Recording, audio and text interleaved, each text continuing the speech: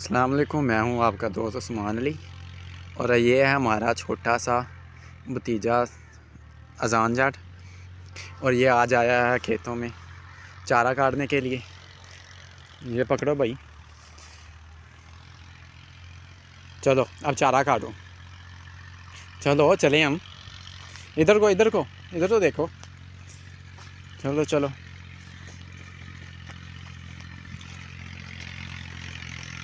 चारा काटना आता है तुम्हें? इधर इधर इधर चारा काटना आता है तुम्हें?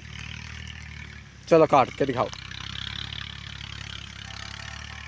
चलो बैठ जाओ, बैठ जा, बैठ जाओ बैठ जाओ। चलो इधर तो देखो।